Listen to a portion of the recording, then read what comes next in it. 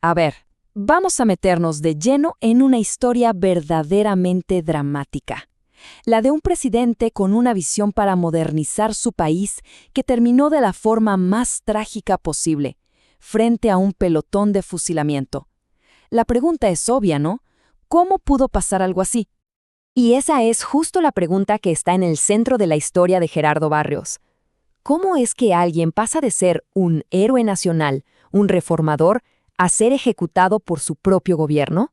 Para entenderlo, tenemos que echar un vistazo a toda su trayectoria. Fíjense en esto. En apenas 6 años, todo cambió. En 1859, Barrios llega a la cima del poder. Es proclamado presidente de El Salvador. Pero para 1865 su vida termina de forma violenta.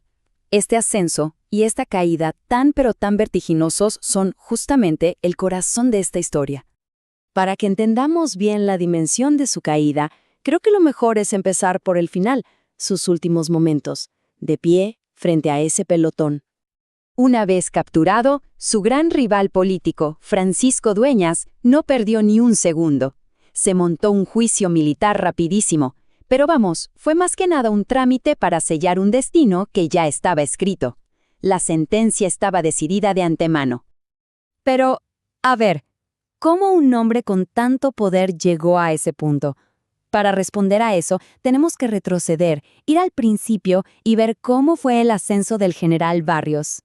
Es que Barrios no era ningún improvisado. Venía de una familia con dinero, recibió una educación liberal, muy de la época, y se curtió como militar nada más y nada menos que bajo el mando del famoso general Morazán. Esa mezcla de ideas progresistas, con experiencia en el campo de batalla, fue lo que marcó toda su carrera. Su llegada al poder fue, la verdad, audaz y muy calculada. Primero, se rebela contra el nombramiento de su rival. Después, lo saca del país. Y finalmente, usa su poder en el ejército para quitar al presidente que estaba y, ¡pum!, proclamarse líder de la República en 1859. Un golpe de Estado en toda regla. Y una vez en el poder, Barrios no perdió el tiempo. Inmediatamente puso en marcha su plan, que era muy ambicioso, para transformar El Salvador. Tenía un verdadero sueño de progreso. Su gobierno fue una auténtica ráfaga de modernización.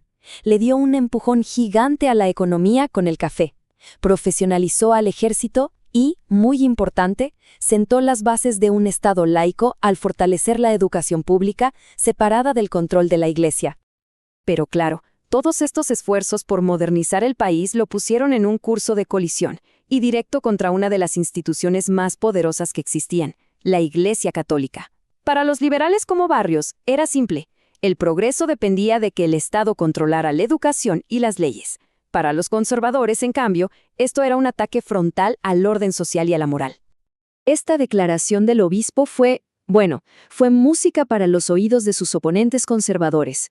Se convirtió en su bandera, en el grito de guerra para unir a todos los que estaban en contra de las reformas de Barrios.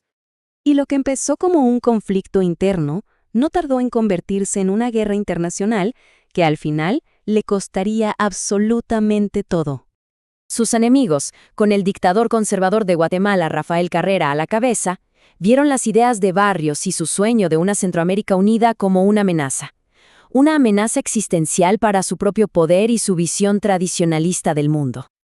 Para 1863 la cosa ya no daba para más.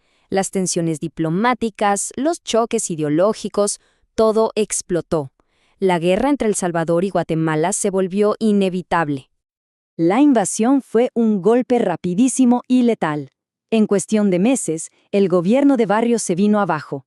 La capital cayó, él tuvo que huir, y su rival, Dueñas, regresó triunfante para tomar el poder. Después de que lo capturaran y lo ejecutaran en 1865, todo parecía indicar que los conservadores habían ganado la partida para siempre. Pero la historia todavía tenía un giro más. Es irónico, ¿no? La victoria de sus enemigos duró muy poco. Poco después de ejecutar a Barrios, sus principales rivales, Carrera y Dueñas, también pierden el poder. Y esto dejó un vacío que fue llenado por una nueva generación de liberales que, ¿qué creen que hicieron? Retomaron y profundizaron las mismas reformas que él había empezado. Entonces, ¿qué fue? ¿Un héroe o un déspota? Quizás la respuesta no es tan simple. Sus métodos, como el golpe de Estado, pues sí, fueron autoritarios. Pero su visión, esa idea de un país con educación pública, una economía fuerte y un Estado laico, al final triunfó y terminó moldeando el futuro de El Salvador mucho, mucho después de que su voz fuera silenciada por ese pelotón. Su legado, como su vida, sigue siendo un debate fascinante.